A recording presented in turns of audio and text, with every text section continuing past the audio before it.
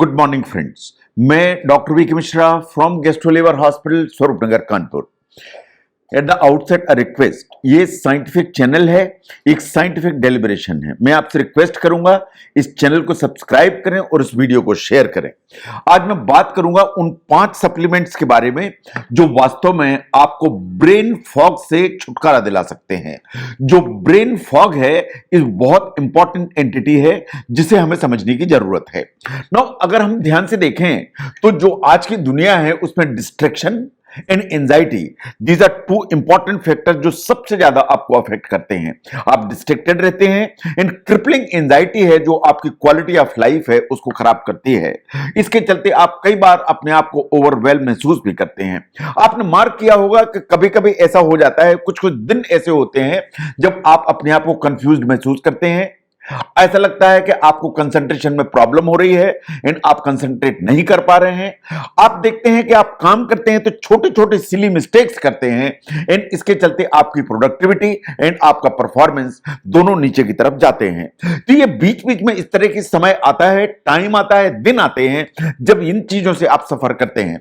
देखिए, once in a while is fine, सभी को होता है, लेकिन अगर आपको लगता है कि ये प्रॉब्लम जिसमें आप कंफ्यूज महसूस करते हैं, जिसमें कंसंट्रेशन की आपको प्रॉब्लम होती है, जिसमें आप सिली मिस्टेक्स करते हैं, आपकी प्रोडक्टिविटी परफॉर्मेंस सफर कर रहा है और ये रेगुलर रूटीन बन गया है जो आपके काम से इंटरफेयर कर रहा है या डेली लाइफ को इंटरफेयर कर रहा है, तो आपको ध्यान से देखने की जरूरत है। It may be a serious problem. Now अगर हम ब्रेन फॉग को देखें तो इसके क्या सिम्टम्स हैं। ये जो सिम्टम्स हैं, आपकी जो मेमोरी है वो फेड हो रही है। आपको समझ लगेगा कि आप छोटे छोटे जो चीजें हैं जो आप वास्तव में रेडिली याद करते थे अब आपको याद नहीं रहती हैं। आपको लगता है कि आपका कंसंट्रेशन पुअर है, आप काम में कंसंट्रेट नहीं कर पाते हैं। आपको लगता है कि आपको जो इंफॉर्मेशन दी जा रही है उसे आप प्रोसेस प्रॉपर्ली नहीं कर पा रहे हैं, you are finding it difficult. And number 4, आपको लगता है कि आपको कांस्टेंट फटीग है, जो फिजिकल फटीग भी है साथ में मेंटल फटीग भी है। एंड नंबर 5, आपको लगता है कि आपके जो थॉट्स हैं they are scattered in the sense कि कभी आप ये सोचते हैं, कभी ये सोचते हैं और एक चीज को फाइनलाइज नहीं करते और दूसरे पे चले जाते हैं। तो scattered thought is a problem जो ब्रेन फॉग में आती है। नाउ क्या ब्रेन फॉग मेडिकल टर्म है? वास्तव में जो ब्रेन फॉग है ये मेडिकल टर्म नहीं है, it's a general sense term जो सिर्फ faded memory, inability to concentrate, processing information की problem, fatigue and scattered thoughts के लिए डिजाइन की गई। नाउ अगर हम देखें तो जो ब्रेन फॉग है बहुत सारी चीजों से आता है, जैसे आपको स्ट्रेस है, एंजाइटी है, उसके चलते आएगा, लेकिन ऑन एन एवरेज ये अपने आप ही खत्म भी हो जाता है एंड शायद इसके लिए आपको कुछ करने की जरूरत नहीं है। लेकिन कभी कभी जो ब्रेन फॉग है वो अंडरलाइंग हेल्थ कंडीशंस की चलते आता है। इसका मतलब ये है कि अंडरलाइंग कोई प्रॉब्लम है जिसके चलते ब्रेन फॉग हो रहा है और ये सिम्टम्स आपको अपीयर हो रहे हैं। तो अगर ऐसा है तो आपको उन मेडिकल कंडीशंस को जो ये कर रही हैं उनको एड्रेस करने की जरूरत है, उनको ट्रीट कराने की जरूरत है। जो कॉमन मेडिकल कंडीशंस है उनको ध्यान से देखिए। Number 1 is the Hashimoto thyroiditis. ये वास्तव में ऑटो इम्यून डिसऑर्डर है जिसमें आपकी थायराइड अफेक्ट हो जाती है, इसे कहते हैं Hashimoto thyroiditis. That's number 1। Number 2 is the chronic fatigue syndrome जो बहुत सारे कारणों से होता है, उसमें ब्रेन फॉग डेवलप हो जाता है। नंबर 3 डिप्रेशन, जो एंडोजेनस डिप्रेशन की हम बात करते हैं या मानसिक अवसाद की बात करते हैं, उसमें वास्तव में आपको ब्रेन फॉग के सभी सिम्टम्स अपीयर हो जाते हैं। नंबर 4 पर आता है ऑटिज्म एंड स्पेक्ट्रम डिसऑर्डर, इसमें भी ब्रेन फॉग के सभी सिम्टम्स अपीयर हो जाते हैं। इन नंबर 5 पर आता है न्यूरोसाइकेट्रिक डिसऑर्डर्स। सभी न्यूरोसाइकेट्रिक डिसऑर्डर्स में ऑन एन एवरेज 1, 2, 3 या ज्यादा जो ब्रेन फॉग के सिम्टम्स हैं वो अपीयर होते हैं, परसिस्ट करते हैं एंड उनको आपको एड्रेस करने की जरूरत पड़ती है। But in the recent past सबसे ज्यादा ब्रेन फॉग के जो सिम्टम्स देखे गए वो देखे गए एज अ कॉम्प्लिकेशन ऑफ कोविड-19। जो लॉन्ग कोविड है या कोविड-19 के जो साइड इफेक्ट्स हैं उसमें हमें ब्रेन फॉग सबसे ज्यादा दिखाई दिया। तो अगर हम 5 सप्लीमेंट की बात करें जो अगर ब्रेन फॉग के सिम्टम्स आ रहे हैं, इर्रिस्पेक्टिव ऑफ कि उसका रीजन क्या है, आपको इन पर ध्यान देने की जरूरत है एंड अपनी लाइफ में इनको इनकॉर्पोरेट करने की जरूरत है इन ऑर्डर टू एड्रेस और treat the brain fog. It is immaterial what is the reason. Now look at vitamin D. जो विटामिन डी है वो हमारी बॉडी को रिक्वायर्ड है। ये हमारी बोन्स को स्ट्रांग करता है, हमारी इम्यूनिटी को इंप्रूव करता है, हमारी ब्रेन की हेल्थ को इंप्रूव करता है। एंड बहुत सारी स्टडीज ने यह कहा कि अगर आपकी बॉडी में विटामिन डी की डेफिशिएंसी है तो आपको एंडोजेनस डिप्रेशन होने की संभावना ज्यादा है। आपको जो मूड चेंजेस हैं, मूड स्विंग्स हैं, कभी अप है, कभी डाउन है, कभी इरिटेबल है, तो मूड चेंजेस होने की संभावना हमेशा ज्यादा होती है। सभी स्टडीज ये कहती हैं कि अगर आप विटामिन डी के सप्लीमेंट प्रॉपर्ली लेते हैं तो आपका जो डिप्रेशन के जो सिम्टम्स आपको अपीयर होते हैं वो धीरे धीरे वॉश आउट हो जाते हैं। आपको जो ब्रेन फॉग के सिम्टम्स अपीयर होते हैं वो धीरे धीरे इंप्रूव होने लगते हैं and you come out of the brain fog. Number 3, ये आपको जो नेगेटिव थॉट्स डेवलप होते हैं एंड आपको उस तरह की जो नेगेटिविटी आती है, वास्तव में विटामिन डी अगर एडिक्वेट लेवल पर रहे तो ये नेगेटिव थॉट्स धीरे धीरे अलग हो जाते हैं। ऐसे ही अगर आपको एंजाइटी या पैनिक अटैक्स का कोई जो इस तरह की आदत है या इस तरह के सिम्टम्स आते हैं तो विटामिन डी आपको हेल्प करता है। मिलेगा कहां से? सिर्फ आपको सनलाइट में वॉक करने की जरूरत है, just 30 minutes a day and that will be more than enough. Number 2 पर आता है ओमेगा 3। जब हम ओमेगा 3 की बात करते हैं तो आपको समझना चाहिए कि यह फैट है, ये एक फैटी एसिड है। ये बात बिल्कुल सही है कि जब हम फैट की बात करते हैं तो fats do not enjoy a very healthy reputation for your body, लेकिन ये बात सही नहीं है। अगर आप हेल्दी फैट लेते हैं तो आपके बॉडी को बहुत हेल्प मिलती है एंड बहुत एडवांटेजेस होते हैं।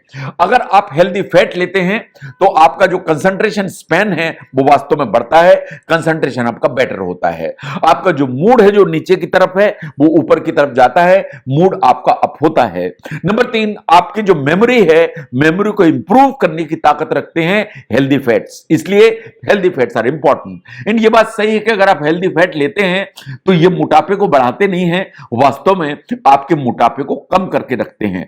आपको समझना चाहिए कि आपके ब्रेन के अंदर जो फैट की अमाउंट है वो बहुत सिग्निफिकेंट होती है, इसलिए हेल्दी जो फैट्स है they are very important. No, omega 3 का जहां तक सवाल है, वास्तव में omega 3 is a fatty acid and ये जिन लोगों को एंजाइटी है, डिप्रेशन है या क्रॉनिक स्ट्रेस है, उनके लिए omega 3 is one of the very important fatty acid जो रिक्वायर्ड है। जो ओमेगा 3 है ये आपकी जो ब्रेन की सेल्स हैं उनकी हेल्थ के लिए इंपॉर्टेंट है। तो ब्रेन की सेल्स को हेल्दी रखना है तो ओमेगा 3 चाहिए। ब्रेन की सेल्स में जो कम्युनिकेशन होता है आपस में उसको स्ट्रॉन्ग एंड उसको आर्टिकुलेट रखना है तो ओमेगा 3 आपको चाहिए। आपको अगर अपनी जो थिंकिंग प्रोसेस है उसको बेटर करना है, ऑप्टिमाइज करना है, ओमेगा 3 चाहिए। एंड अगर आपके जो डिसीजंस हैं वो आधे डिसीजन सबकॉन्शियस लेवल पर चलते हैं, उनको कॉन्शियस बनाइए। अगर आपको अपने जो डिसीजंस हैं वो कॉन्शियस लेवल पर लाना है एंड कॉन्शियस डिसीजंस लेना है so that you can make good decisions, तो ओमेगा 3 चाहिए। तो omega 3 is another supplement which your body needs. Now आपको मिलेगा कहां से? जितने भी नट्स एंड सीड्स हैं, पर्टिकुलरली वॉलनट है, फ्लैक्स सीड है, इनमें आपको मिलेगा ओमेगा 3।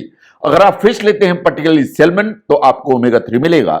जो घी है उसमें कुछ तरह के फैटी एसिड्स होते हैं जो आपको हेल्प करते हैं एंड विटामिन एंड ओमेगा 3 के जो सप्लीमेंट्स हैं वो रेडिली अवेलेबल है मार्केट में, उन्हें आप यूटिलाइज कर सकते हैं। नंबर 3 पर आता है विटामिन सी। विटामिन सी का जहां तक सवाल है, स्टडीज ये कहती हैं कि ये आपकी इम्यूनिटी को बढ़ाता है, आपकी जो मेमोरी है इसको प्रोटेक्ट करता है एंड जो मेमोरी आपकी एज के साथ डिक्लाइन करती है उसको प्रोटेक्ट करने की ताकत रखता है vitamin C. Now vitamin C के अगर हम बेसिक क्वालिटीज एंड फंक्शंस को देखें तो ये आपका जो कंसंट्रेशन है उसको इंप्रूव करने में हेल्प करेगा। आपका जो रिएक्शन टाइम है उसको वास्तव में डिक्रीज करेगा, यू विल रिएक्ट क्विकली। आपका जो फोकस है किसी भी काम में उसको विटामिन सी इंप्रूव करेगा एंड जो आपके मूड स्विंग्स होते हैं उसको वास्तव में उनके एपिसोड्स को कम करने की ताकत रखता है विटामिन सी। तो विटामिन सी का जहां तक सवाल है, ब्रेन फॉग को ट्रीट करने के लिए is one of the very important supplement. Now vitamin C की डेफिशिएंसी, स्टडीज ऐसा मानती है कि ये डिप्रेशन, कॉग्निटिव इंपेयरमेंट दोनों से जुड़ी हुई हैं। तो विटामिन सी अगर आपको चाहिए तो आपको वेजिटेबल्स में टोमेटो में मिलेगा, फ्रूट्स है उसमें ऑरेंजेस में मिलेगा, आपको आंवला में मिलेगा एंड गुआवा जो आज की जो इस सीजन में अवेलेबल है इसमें आपको सबसे ज्यादा मिलेगा। नंबर 4 पर आता है magnesium. Now look at the magnesium. Magnesium is a trace element.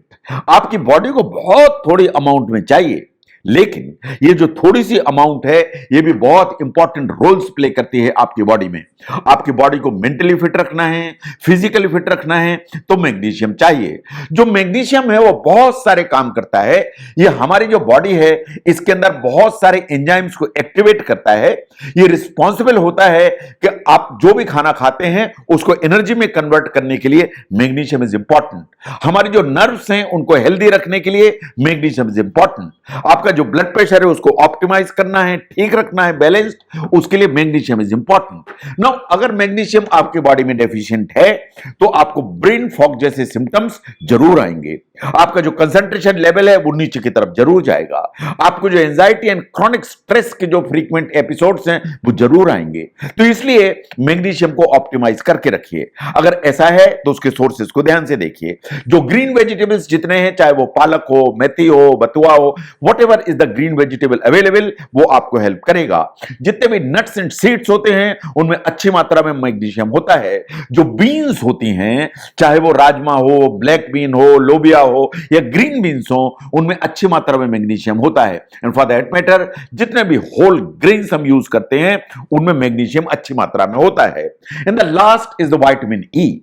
Look at the vitamin E. अगर आप जो विटामिन ई है उसको एडिक्वेट मात्रा में लेते हैं तो आपकी जो ब्रेन की हेल्थ है वो वास्तव में बेटर होती है, क्योंकि जो विटामिन ई है वो इस चीजों को रिड्यूस करता है कि आपका जो ब्रेन है उसको कहीं कोई ऑक्सीडेटिव स्ट्रेस ना हो। जो अल्फा टोकोफेरॉल जो कि नाम है विटामिन ई का, वास्तव में ये एंटीऑक्सीडेंट जैसा काम करता है। ये वास्तव में फ्री रेडिकल जो डैमेज है उसको रिड्यूस करता है। इन कोई भी इंफ्लेमेशन है उसको फाइट करने की ताकत रखता है। स्टडीज को अगर हम ध्यान से देखें तो साइंस ऐसा मानती है कि ऑक्सीडेटिव जो स्ट्रेस है वो वास्तव में हमारी जो ब्रेन है उसकी हेल्थ को अफेक्ट करती है। इन शॉर्ट टर्म में अफेक्ट करती है, इन लॉन्ग टर्म में अफेक्ट करती है। इसका मतलब यह है कि ऑक्सीडेटिव स्ट्रेस को बचाना है। और उसको बचाना है तो विटामिन ई आपके हाथ में सबसे बड़ा हथियार है, जो ब्रेन की सेल्स में जो डैमेज हो रहा है बिकॉज ऑफ ऑक्सीडेटिव स्ट्रेस, उससे बचाने के लिए। ना कहां से मिलेगा विटामिन ई? आपको नट्स में मिलेगा, आपको सीड्स में मिलेगा, जो व्हीट ग्राम है आपको उसमें मिलेगा। इन जितने भी प्लांट बेस्ड ऑयल्स होते हैं उनमें सब में आपको विटामिन ई मिलेगा। तो जो ब्रेन फॉग है वास्तव में ये मेडिकल टर्म नहीं है। जो ब्रेन फॉग है is a कॉन्ग्लोमरेशन of the symptomatology. आपका कंसंट्रेशन अगर पुअर हो रहा है, आपकी मेमोरी अगर फेड हो रही है, आपका फोकस अगर गड़बड़ हो रहा है, आपको लगातार फटीग बनी हुई है, स्ट्रेस है, एंजाइटी है, ये जो कॉम्बिनेशन है सिम्टम्स का, ये ब्रेन फॉग की उसमें कैटेगरी में आता है। नो, ब्रेन फॉग को ठीक करने के लिए रीजन कुछ भी हो सकता है उसका, लेकिन ये 5 सप्लीमेंट हैं जो आपको चाहिए। आपको विटामिन डी चाहिए, आपको ओमेगा 3 चाहिए, आपको मैग्नीशियम चाहिए, आपको विटामिन ई चाहिए। तो मेनली ये 5 चीजें हैं जो आपको रिक्वायर्ड हैं to clear up the brain fog. अगर ब्रेन फॉग के इस एंगल को समझने में ये वीडियो हेल्प करता है तो जरूर शेयर करें। मैं doctor V K Mishra from gastro liver hospital, Swaroopnagar, Kanpur. Thank you very much.